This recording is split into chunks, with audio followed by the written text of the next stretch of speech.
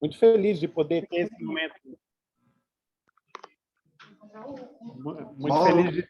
Oi, oi. Estão me ouvindo? Ah, o Darlise. Ó. Oi. O link mudou, viu? Sobre encenação, né? E então eu vou falar um pouquinho sobre mim.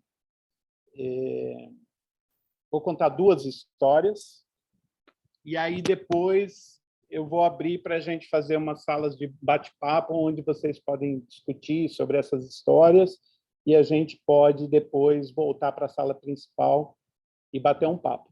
Pode ser? Então, vou falar primeiro aqui um pouquinho de mim. O meu nome é Rodolfo Garcia Vasques, eu sou fundador do grupo de teatro Sátiros. A gente se fundou em 1989. Vivemos bastante tempo fora do Brasil, né? Depois, quando voltamos para a Praça Roosevelt, numa época que a praça era bastante violenta, né? Era considerada a região mais perigosa do centro de São Paulo. E aí, através do trabalho nosso e de outros coletivos, a praça foi recuperada e, enfim, daí surge a SP Escola de Teatro dentro desse processo, né? Trabalhei muitos anos numa instituição alemã, trabalhei em Berlim, também em outras partes da Europa. O Sátiros já se apresentou pelo Brasil, bastantes lugares, e também fora do Brasil. E mas a gente sempre teve uma característica que era o trabalho, buscar fazer um teatro que lidasse com grupos invisibilizados, com grupos sociais que nem na mídia e nem no próprio teatro tinham espaço. Principalmente depois que a gente chegou na Praça Roosevelt, a gente começou a trabalhar com pessoas trans, da comunidade trans, especialmente prostitutas, né? E, na verdade, elas começaram a trabalhar diretamente, elas entraram no grupo, né? Trabalhamos também com traficantes, alguns também ex-detentos, né? Egressos do sistema prisional. Trabalhamos também com adolescentes da periferia, e alguns deles hoje fazem parte dos Sátiros. Então, o nosso trabalho sempre teve esse foco, tá? E isso é importante para depois eu explicar um pouquinho a questão da encenação e de como a gente aborda a questão da encenação teatral dentro da escola e dentro do curso de direção teatral. Bom, quando eu comecei a carreira, a primeira direção minha foi em 1988, acho que a maior parte de vocês nem tinha nascido, e eu estava começando a dirigir, e eu não tinha estudado, eu tinha feito um curso técnico de ator no Macunaíma, e eu não sabia nada de teatro, nada. Assistia algumas peças, mas eu tinha vontade de largar a vida que eu tinha anteriormente, e aí fui dirigir teatro. Em 89, já a segunda montagem dos Sátiros, a gente acaba fazendo uma montagem que faz sucesso, e aí eu começo a entender teatro, começo a fazer como diretor, né? Então, não existia a ideia de um lugar para você estudar direção teatral. Existia o curso na USP, acho que era o primeiro no Brasil, mas para mim era meio inacessível, eu precisava trabalhar, enfim, um monte de coisas. Então, eu fui aprender na raça, e eu tinha um problema grave, que era assim, eu não conseguia me ver como diretor. Por quê? Porque naquela época a imagem que se tinha de um diretor teatral ou diretora, mas na época até eram pouquíssimas mulheres, né? era de alguém que tinha o controle absoluto do processo criativo, que criava e que usava as pessoas, os outros artistas envolvidos no projeto, para o seu processo criativo a partir de um texto já escrito. Pelo menos era o chavão. Não digo que já não existissem muitas experiências de teatro não textocêntrico, mas era aquilo que existia de mais forte. Então, você pegava um texto clássico, geralmente um autor europeu, né? E você montava esse texto, fazia um trabalho de mesa, sentava numa mesa, todo mundo junto, ficava discutindo o texto. Depois dessa discussão, fazia-se uma leitura à la Stanislavski, geralmente, tentando entender personagem, o conflito, as situações dramáticas, etc. E depois o diretor dizia, vai para cá, vem para lá, faz isso, faz aquilo, fala assim, fala assado e tal. E geralmente esses diretores eles eram vistos meio como gênios que davam aulas para as suas equipes. Então tinha a ideia do diretor pedagogo ou encenador pedagogo, era muito forte essa ideia de alguém que sabe tudo, domina tudo e está lá para ensinar. E eu não conseguia me encaixar nisso, porque, na minha visão, todo mundo que está num processo está junto criando. Mas eu via que esses eram os exemplos, esses eram as referências para o que seria um diretor ou uma diretora. Alguém que sabe tudo, que define tudo a partir de um texto e que não pode ser contestado, né?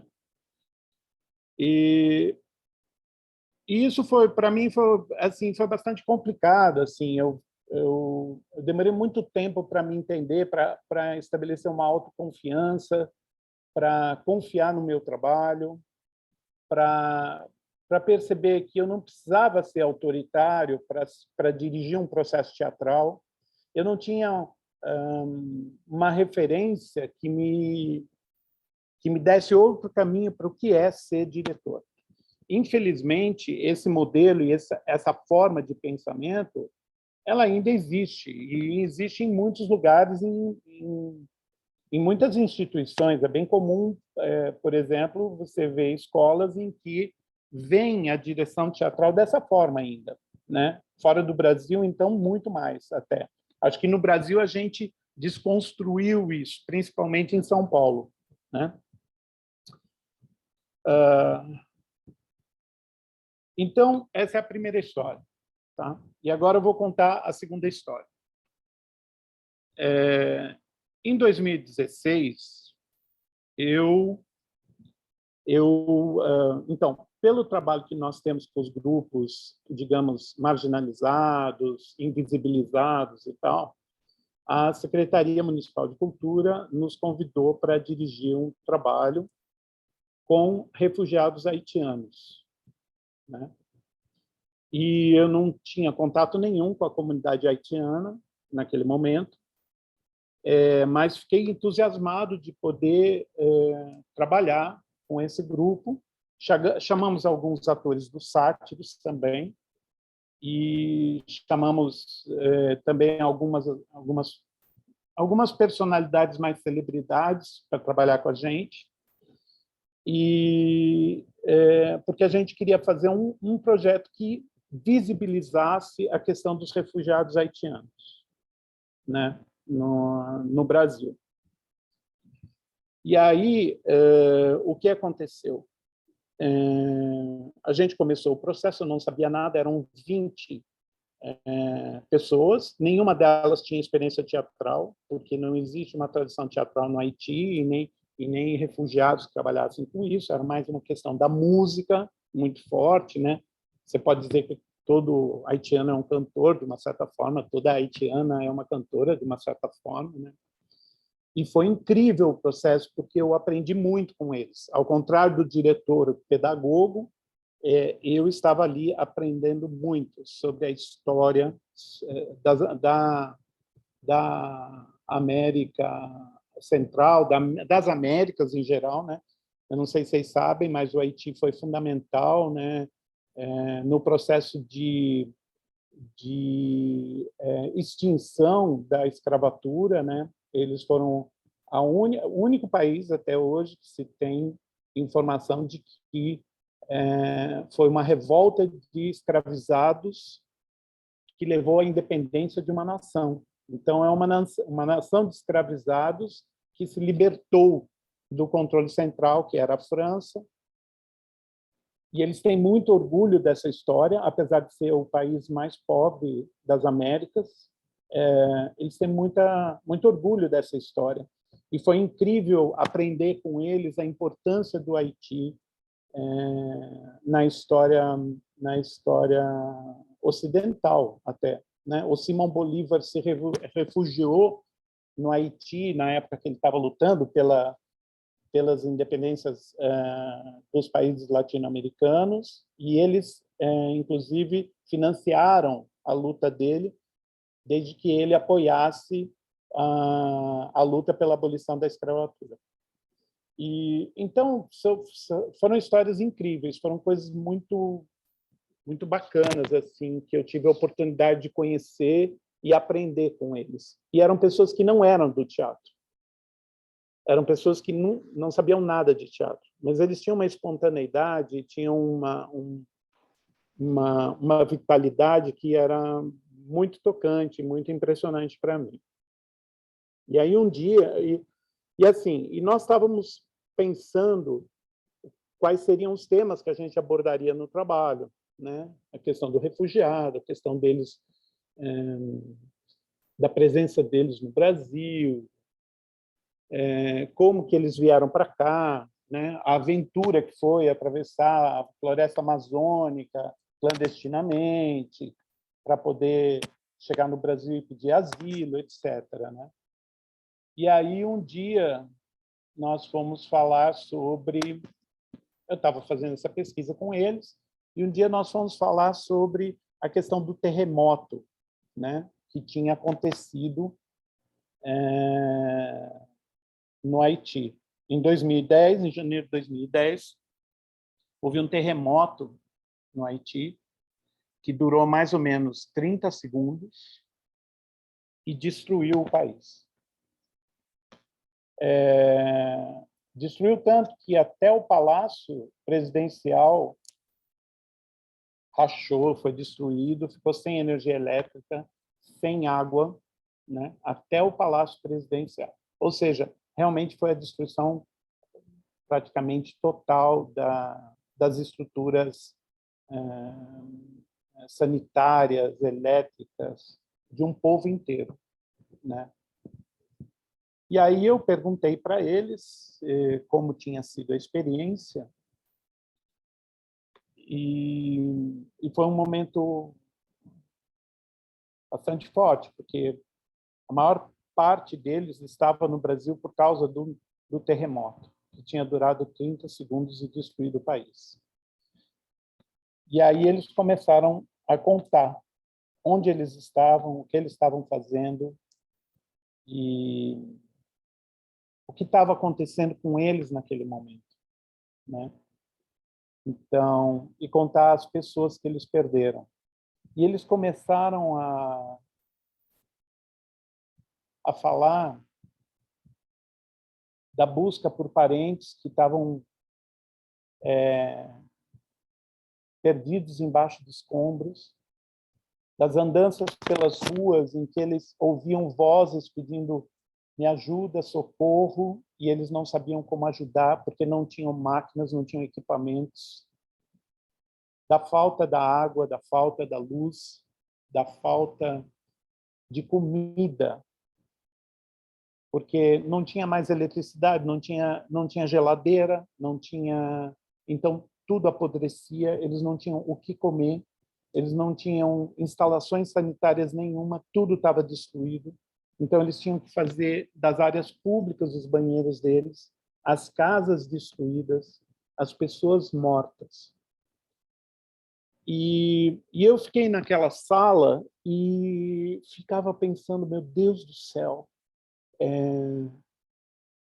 o que foi a vida dessas pessoas e o que se transformou e pelo que elas passaram para chegar até aqui. E eu tinha que transformar isso em teatro, porque eu tinha que visibilizar isso para nós brasileiros. Era uma história que precisava encontrar o seu espaço no mundo teatral e no mundo das artes e na cultura. E foi um processo bastante complicado, porque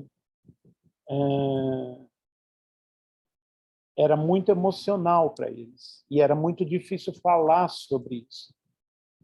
Na verdade, o que aconteceu ali naquele momento é que começou um choro convulsivo de grande parte dos haitianos. Os brasileiros não sabiam como reagir.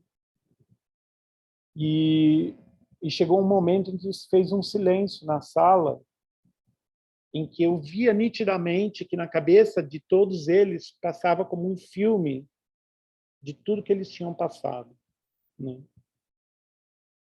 E aí me passou uma coisa muito louca, que eu não sei se vocês sabem, mas assim, na história do teatro grego, né, o teatro, os primeiros festivais teatrais, eles aconteciam,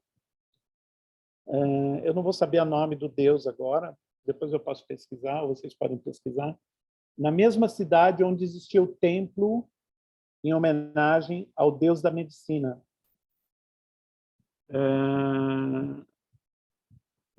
E a palavra catarse, que é usada pelo Aristóteles, né, é uma palavra de origem médica, significa purificação do corpo, né? Então, naquele momento, eu entendia aquele processo como um processo de purificação também, de limpar aquela, não limpar exatamente, mas de conviver com aquele fantasma do terremoto e superar aquilo. E eu teria que ser o condutor para essa superação se transformar em teatro, para uma comunicação com o outro, com aquele que não está ali. E depois essa cena se transformou numa das cenas mais importantes e mais difíceis do espetáculo. A gente pegou placas, né, de raio-x. Eles não tinham raio-x lá. Só que muitas pessoas quebraram braço, quebraram pernas e não tinha nenhuma assistência médica, não existia nada. Então a gente pegou placas de raio-x e com as placas o elenco todo ficou assim em filas, alinhado, pegavam as placas e começavam a fazer sons, né? Então entra a sonoplastia com as placas. Só que eram 28 pessoas fazendo esse som. E isso era amplificado por microfones, né? E a luz também estourava e todo mundo gritava, chamando pelos seus mortos. Obviamente que não era uma cena fácil de fazer, era extremamente emocional, mas, por outro lado, eu sinto que cada noite que eles faziam isso, eles se reconciliavam com o seu passado. E por que eu estou contando essa história, né? Eu estou contando essa história porque é isso que eu entendo como encenação decolonial. Ou seja, eu posso ter uma referência europeia, eu posso ter uma referência americana, mas eu tenho que contar a partir dos corpos que estão ali e das vivências daqueles corpos e de como aqueles corpos lidam com as suas verdades num palco. Não faria sentido montar Hamlet com os haitianos. Não faria sentido montar os 7 gatinhos para os haitianos. Existiam outras questões que os corpos deles, as biografias deles traziam para a cena. E era isso que era importante ser trabalhado. Eu acho que essa minha atitude não é uma atitude isolada, eu acho que é uma atitude que está muito associada ao modo como nós, hoje, principalmente em São Paulo, mas também em outras partes do país, vemos o teatro. Nós temos que contar as nossas histórias, né? E se a gente for pegar ou textos estrangeiros, outras histórias, que elas tenham muito a ver com aquilo que a gente precisa falar. Acho que isso está na origem da SP também, e acho que isso é uma característica hoje do teatro brasileiro. E o curso de direção, e aí eu vou para o curso de direção, né? Eu acho que o curso de direção é pensado dessa forma. É pensado numa perspectiva decolonial em que a gente possa dialogar com as questões que realmente nos importam. E que essa pessoa da direção, da encenação, esse estudante, essa estudante, ele possa, de alguma forma, dialogar com todos os artistas, todos os criadores presentes naquele núcleo em que eles vão trabalhar. E isso é muito difícil, gente. É muito difícil. Porque, por mais que você esteja ali com todos, você vai ter que fazer escolhas. E essas escolhas nem sempre vão agradar a todos. Nem sempre você vai atender todas as vontades de todos os envolvidos no processo teatral, né? Eu sinto que, às vezes, há uma visão um pouco pesada das pessoas da direção, né? Sempre como alguém que tem autoridade e tem o poder. Mas, na verdade, também, as pessoas da direção vivem um processo de muita angústia também, por causa das decisões que elas têm que tomar. Porque não é fácil articular 25 desejos num núcleo de experimento da SP. É muito difícil, né? Escolhas têm que ser feitas. E também tem a questão do que a direção pretende abordar e como ela pretende abordar, a partir das vontades de todos, mas também a partir da vontade dela, porque ela também tem que negociar consigo própria.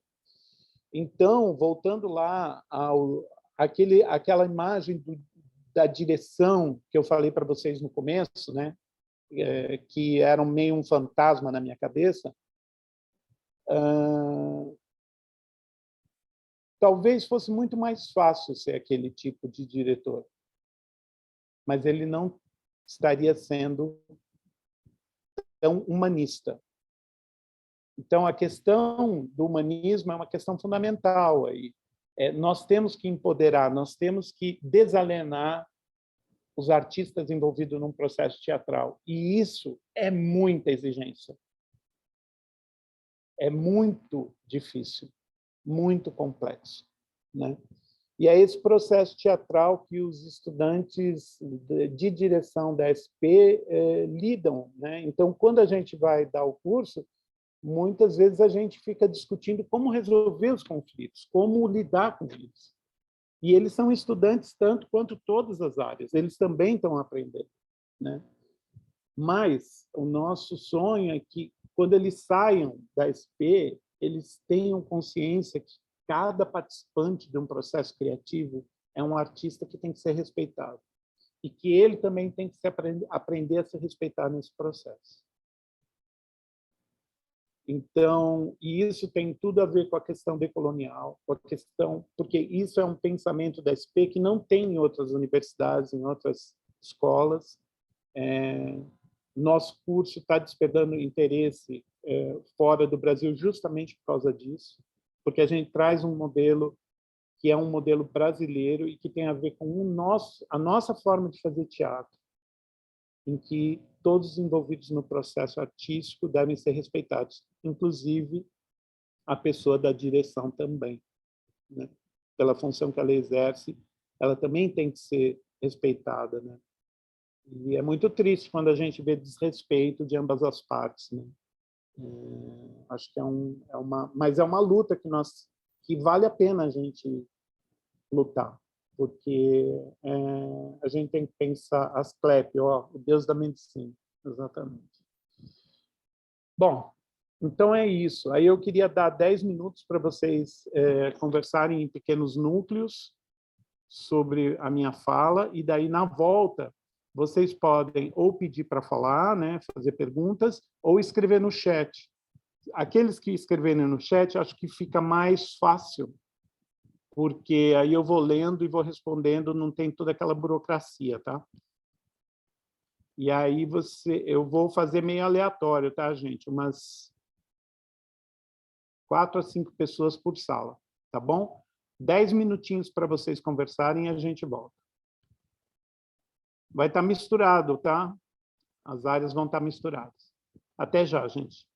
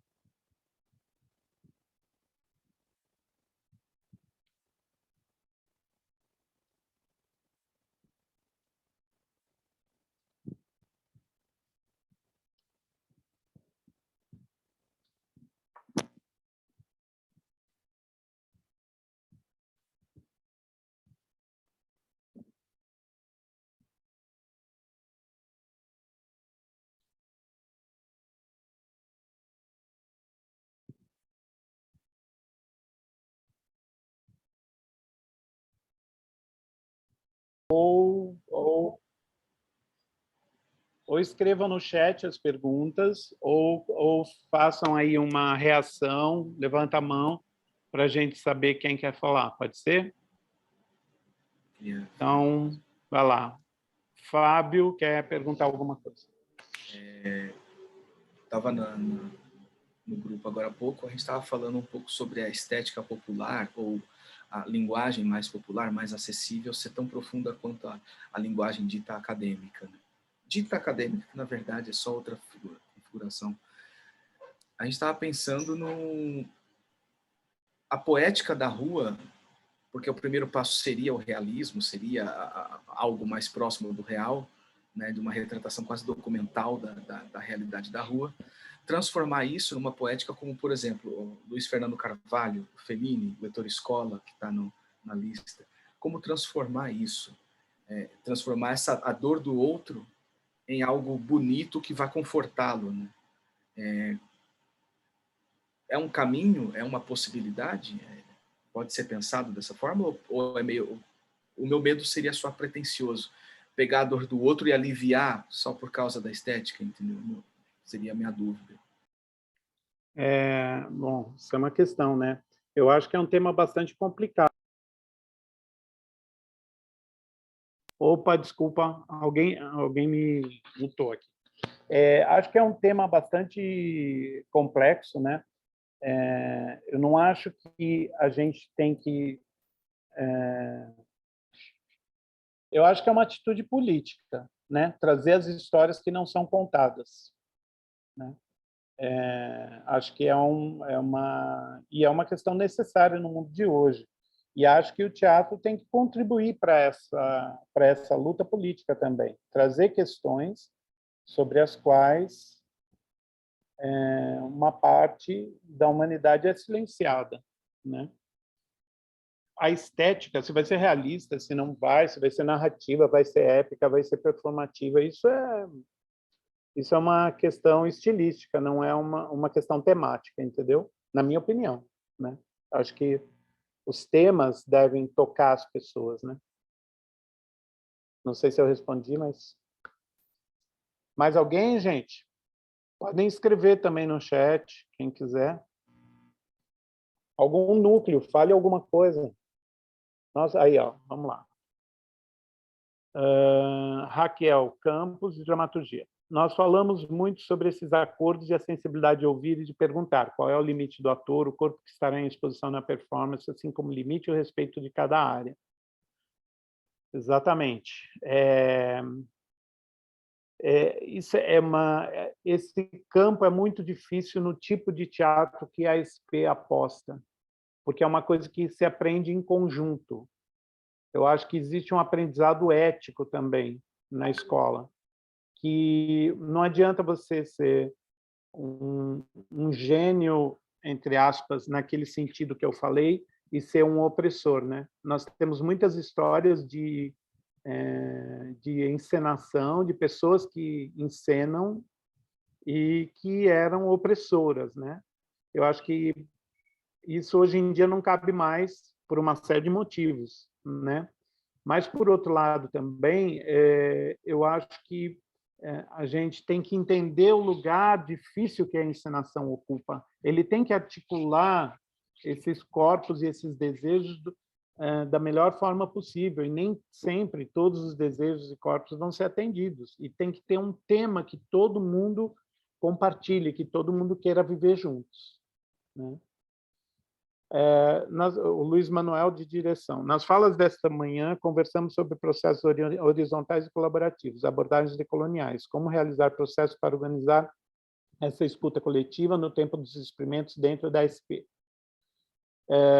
Pergunta de Giovana e Luiz. Tá. Então, eu não falei nada sobre técnicas aqui, né? Eu queria falar mais da parte conceitual do que a gente entende como uma pedagogia decolonial dentro da SP.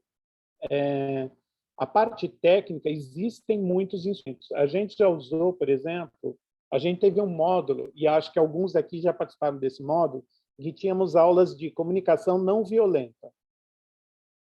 E vinha um professor convidado falar sobre comunicação não violenta, processos, procedimentos para comunicação não violenta e tal.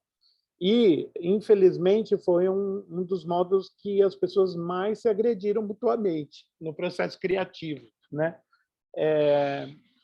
Eu acho que o importante, a gente nunca vai sanar isso, né? Porque sempre vai estar entrando gente nova, sempre vai ter gente que já tem experiência, mas mesmo assim tem dificuldade com essa questão do relacionamento, né? Eu acho que é uma batalha diária e a gente pode criar procedimentos, sim, na direção, a gente vai falar sobre isso, está falando sobre isso, né? Para a gente criar um ambiente de respeito nesse tipo de processo. Tá? Mas acho que é uma luta diária, não acho que é uma coisa que você dá uma fórmula e você aprende a respeitar os outros. Acho que a gente passa a vida aprendendo a respeitar os outros e muitas vezes a gente erra, né? E muitas vezes a gente não respeita. Então, a gente tem que passar sempre atento a isso e viver a vida aprendendo isso, né? Mas isso faz parte do aprendizado. Eu acho que isso que é importante. Uma das coisas que vocês mais vão entender na escola e aprender é como eu consigo construir um espaço de respeito e generosidade num processo coletivo de criação em que eu também sou artista, mas que eu tenho que aprender a lidar com a arte do outro. Acho que isso é muito importante. Não adianta você ensinar só técnica se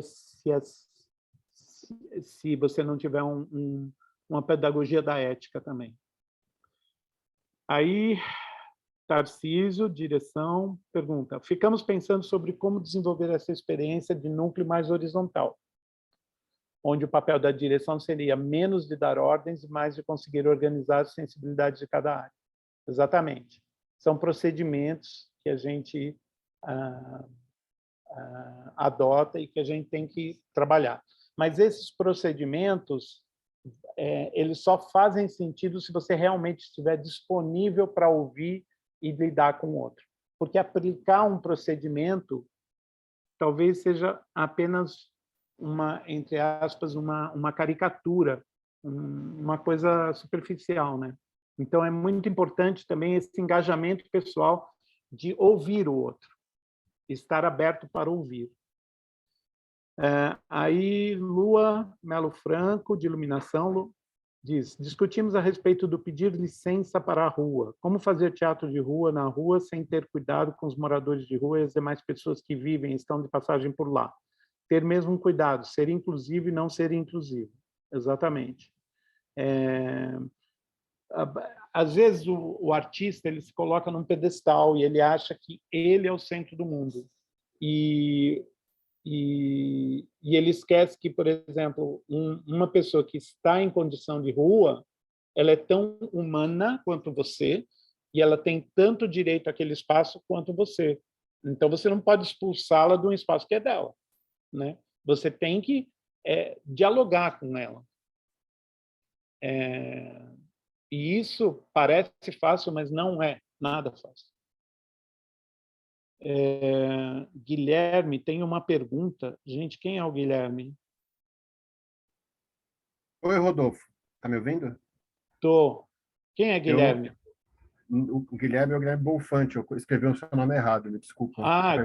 Não, eu sou Rodolfo. Não, eu sou Rodolfo. Tranquilo. Eu sei. Eu falei, Guilherme, tem uma pergunta. Fala, pode falar. Então, Rodolfo, na nossa sala a gente conseguiu falar muito sobre essa questão do diretor também ser um estudante, né? Ele também está estudando, de também dividir essa responsabilidade.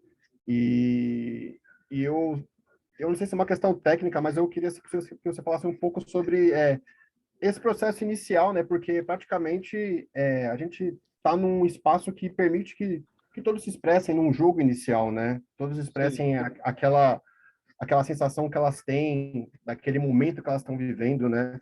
E eu imagino que para o diretor isso é muito difícil, né? Porque ele tem que captar meio que tudo, assim. Mas eu acho que é difícil para todos, né? Eu queria que você comentasse um pouco sobre esses jogos que a gente pode chamar, né? Acredito eu. Na verdade, o processo teatral nesse formato que a gente tem no Brasil, ele depende muito do consenso. Então, você tem que estabelecer consensos. E para estabelecer consensos, você tem que lutar por ouvir e por ser ouvido também, né? E ter esse espaço de construção conjunta de um consenso. Mas você tem que estar disponível para o consenso. E para construir o consenso, às vezes, você tem que abrir mão da tua opinião. Então, olha, tem 24 pessoas que querem tal coisa. Eu sou a única que não quero. Então, eu de alguma forma, estou dificultando o consenso. Eu posso colocar minha opinião, eu posso lutar por ela, mas chega um momento porque a gente tem que trabalhar com o tempo, né? O teatro é um fenômeno temporal. Você tem um tempo para construir qualquer coisa no teatro, seja um ano, seja 2 semanas. Então, construir esse consenso é um desafio, e eu acho que é a principal missão de uma direção decolonial. Tá? Bom, aí Tarcísio de novo, falamos sobre a dificuldade de lidar com dores tão transformadoras que muitas vezes são distantes das vivências das pessoas do núcleo. Pensamos sobre como tatear o tema e entender onde nossas experiências se esbarram para criar, a partir disso, uma obra. Sim, é uma observação. Preto. A conversa girou em torno da globalização e da tecnologia nos dias atuais e como a sociedade está bebendo de referências de diversos lugares para além do Brasil. A questão é como dialogar e desenvolver algo para abraçar essas referências e não perder a nossa realidade e cultura no nosso fazer artístico. Sim. Na nossa discussão, falamos, aqui é a Kelly, de dramaturgia. Na nossa discussão, falamos sobre como lidar com processos, muitas vezes radicais, como no exemplo dos refugiados, chamando pelos seus mortos, e quando a questão emocional foge do controle, os cuidados da abordagem de processos são intensos. Sim, verdade. Muito respeito à dor de cada um no processo. Isso é fundamental também.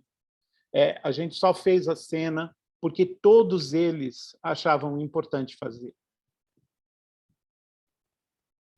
Isso é fundamental. Você não pode obrigar uma pessoa a expor sua dor em cena.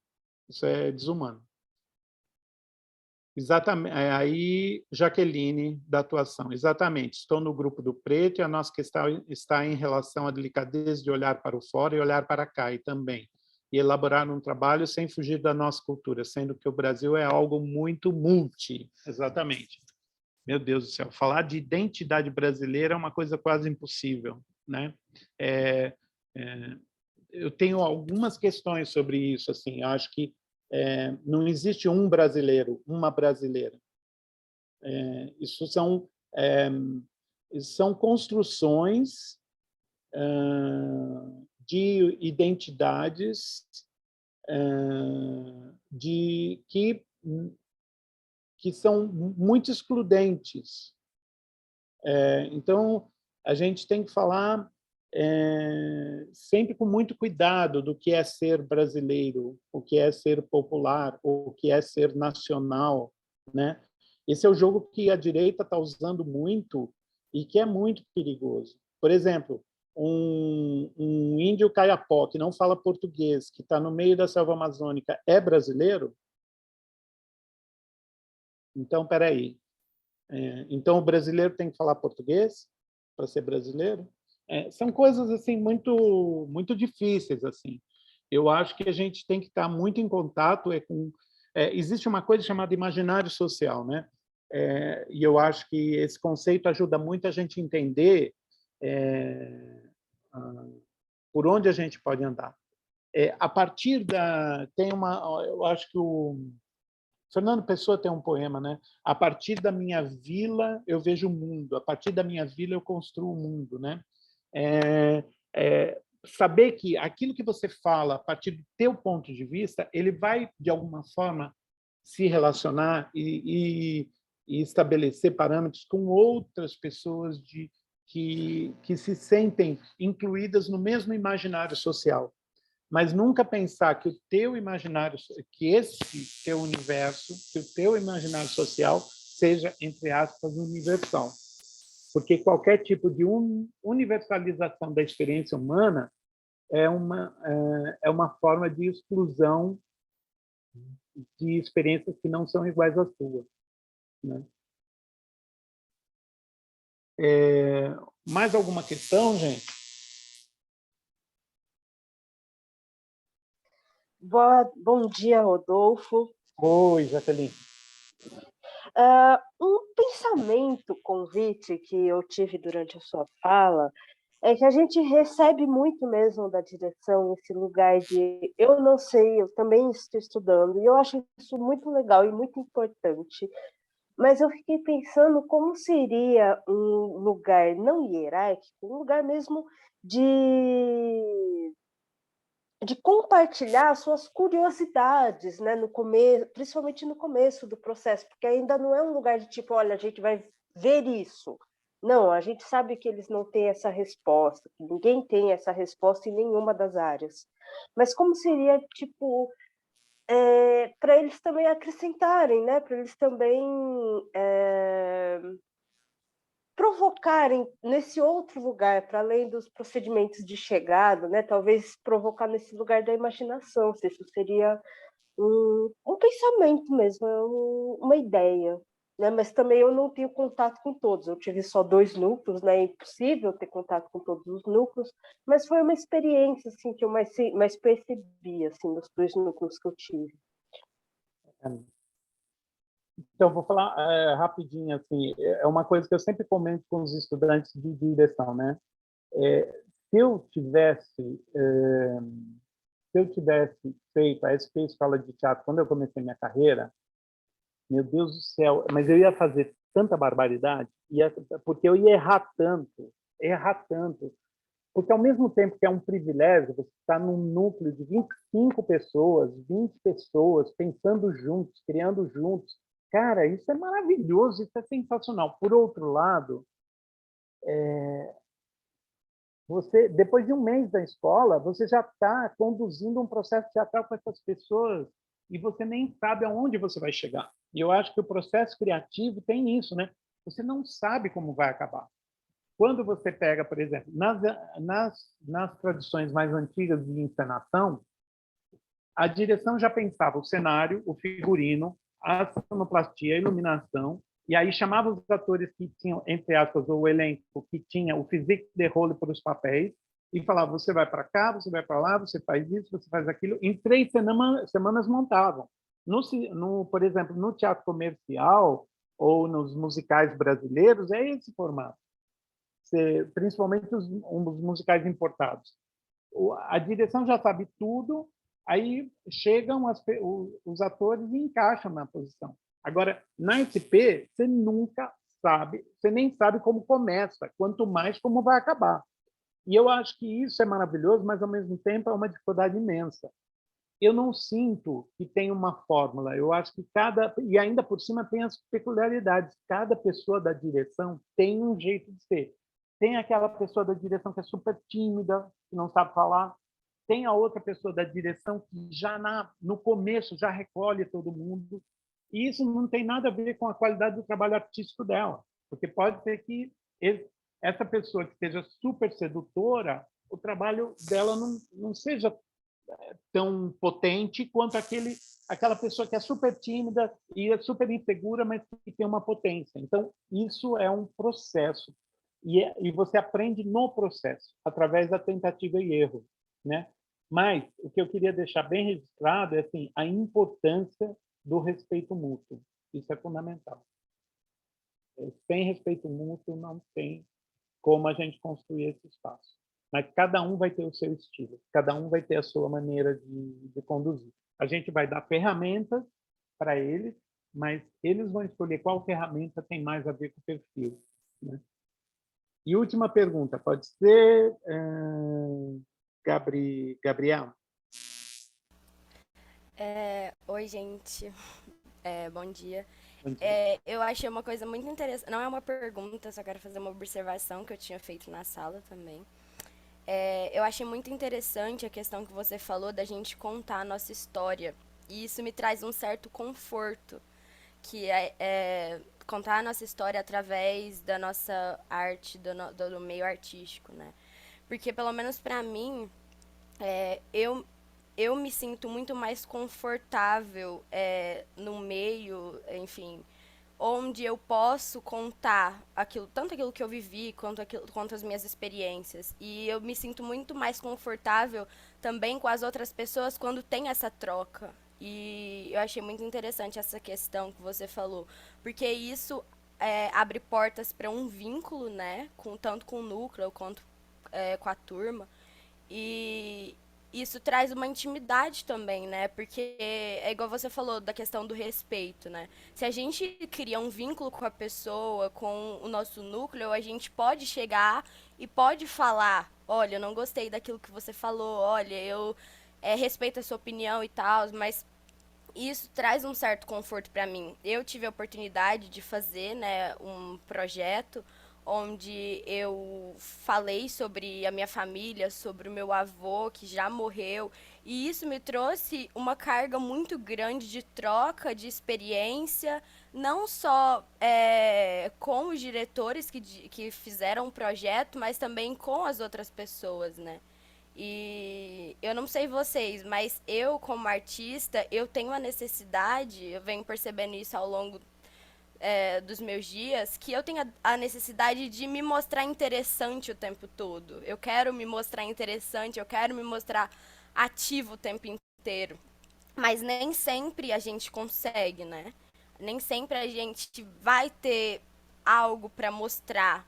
Mas é muito interessante que nesse vínculo que a gente cria, muitas pessoas vê algo interessante em nós, né? E teve algo interessante que uma pessoa falou lá na sala também, que às vezes a gente quer colocar tudo em cima da direção, né? Tipo, jogar tudo em cima da direção, mas não, eu acho que a gente tem que chegar num equilíbrio, né? Onde tudo pode ser dito, onde esse vínculo vai fazer a gente se sentir confortável pra estar junto. E eu queria falar disso. Legal. Isso. Só queria falar uma coisa sobre esse assunto, Gabi. Acho que a questão acho bem legal o ponto que você traz, que é a construção da confiança e do respeito num processo, né? Mas, para finalizar assim, eu acho que é importante a gente trazer a nossa biografia para um processo, para qualquer processo que seja. Por quê? Porque nós somos os artistas que somos por causa das nossas histórias pessoais. Se eu nasci no interior de Mato Grosso, fiz um curso de agronomia e agora estou fazendo teatro, eu tenho uma história pessoal. E essa história pessoal vai fazer parte do meu trabalho. Não tem como negar, né? E cada um de vocês, seja como iluminador, iluminadora, sonoplasta, atuante, vocês têm essa história e isso tem que fazer parte do processo. Outra coisa não podemos também reduzir o teatro a depoimentos pessoais, né? Porque existem muitos assuntos acontecendo no mundo, né? Por exemplo, hoje tem uma guerra na Ucrânia. Então, não vou falar sobre a guerra na Ucrânia no meu teatro, porque não é a minha experiência pessoal. A minha experiência pessoal é ficar falando da minha vivência só. Então, qual é o lugar no mundo que você ocupa e qual a relação que você tem com o mundo? E como é que você constrói isso, sabe? E o risco da gente ficar muito no depoimento pessoal ou na experiência pessoal no palco é que, às vezes, a gente deixa escapar questões muito, muito vitais para a humanidade como um todo, né? Então, como relacionar a minha vivência, a minha maneira de ver o mundo com a guerra na Ucrânia? Aí esse passo também é importante para que o teatro possa falar também de coisas que são importantes para todos nós, né? Mas então é isso, gente. Quero agradecer demais aí a presença de todo mundo. Muito obrigado. Estou disponível aí, qualquer dúvida, qualquer questão, tá? Estamos juntos. E os Sátiros têm um cinema, que é o Cine Biju. Então, por favor, se vocês tiverem alguma produção audiovisual que vocês queiram mostrar no cinema, fiquem à vontade. O cinema também é o cinema mais barato do circuito, então vocês vão ver filmes muito bacanas a R$10 meia, né? O Sátiros também tem uma sala de teatro, então vocês fiquem super à vontade se quiserem entrar em cartaz, procurar a gente, estamos abertos aí, disponíveis para trocar com vocês, tá bom? E tenham um lindo semestre, todo mundo. Arrasem. Uma coisa só. Nós temos uma haitiana na escola, a Nadege, que passou pelo terremoto. Ela trabalha na biblioteca no Brás, tá bom? Então, uma forma de conhecer também um pouco, falando com ela. Não tem só uma, não. Tem mais? Na turma de luz tem a Naika também. Que legal! Então, falem com ela também, perguntem para ela. Tá bom? Eu estou aqui. Ah, Ela está, né? puxa. Você quer falar alguma coisa? Eu não sabia que tinha uma pessoa haitiana aqui. Bom dia ou boa tarde já? Boa tarde, né? Ó, quem tiver que sair, fica à vontade. Quem quiser ouvir a história da Naika, pode ficar. Como várias pessoas já me conhecem aqui, eu faço parte da iluminação e eu estou atuando nessa área agora. Estou tentando saber algumas coisas sobre isso. Uhum. E sobre o que você falou sobre o teatro dos haitianos, é uma coisa que me tocou muito, porque eu não sabia muita coisa sobre a parte de teatro. Eu já faço parte de um grupo de teatro, já sabia algumas coisas, mas para colocar o Brasil e o Haiti no teatro, tem uma coisa bem interessante. As histórias são histórias que é muito parecida que eu vi aqui no Brasil. Mesmo que tenha diferença, eu acho que a diferença é que mostra quem somos, a história que a gente quer passar, mas eu achei interessante muito a história que o jeito que você fala sobre o teatro dos haitianos e o teatro do Brasil. Só uma pergunta, Naika. Você passou pelo terremoto? O 2010? Isso. Sim, passei, eu estava lá. E quantos anos você tinha? Eu tinha 13 anos, 14 anos. E você tem essa lembrança dessa experiência? Como que é isso para você? Sim, eu tenho a lembrança, eu lembro como foi, mas aqui na cidade, só um minuto. Tem um cachorro lá, eu acho. É minha máquina que está funcionando aí. Tá. Eu lembro como foi essa tragédia. É que eu não estava na cidade, lá no capital, eu estava na outra cidade. Foi no capital que aconteceu esse grande tragédia, muitas pessoas morreram. Mas eu estava dentro de casa, assistindo TV, e foi a primeira vez que eu vou saber o que era também o terremoto. E aí a terra começou a tremer, foi alguns segundos, mas passou muito bem, forte. E depois, todos os sinais de internet cortou. Depois de alguns minutos, ligou e falou que o capital estava no terror. Ninguém não conseguia passar, ninguém não conseguia fazer nada, porque estava tudo poeiro, estava sem forma. Você chegasse e falar, não, aqui não é o capital. Porque não sei, não tem palavra para explicar essa coisa que aconteceu. Era terrível, terrível, terrível, famílias que perdeu, porque lá no capital, a maioria das coisas que a gente precisa fazer que é bem importante, tipo documento, essas coisas, é lá no capital.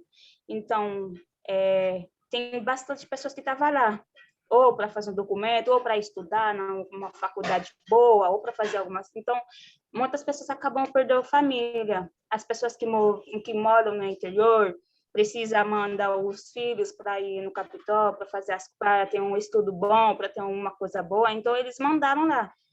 E como aconteceu essa tragédia, muitas famílias acabaram perdendo a vida deles. Foi um terror. Desde então, também, o meu país não recupera até hoje, tá? Essa tragédia deixa um caminho preto, eu posso dizer, que no escuro, até hoje não está recuperando dessa tragédia. Felizmente, né, Naika? Sim, infelizmente. É uma marca é uma cicatriz que fica para a vida toda, para a geração após geração atual, porque a gente também está sofrendo dessa tragédia que passou.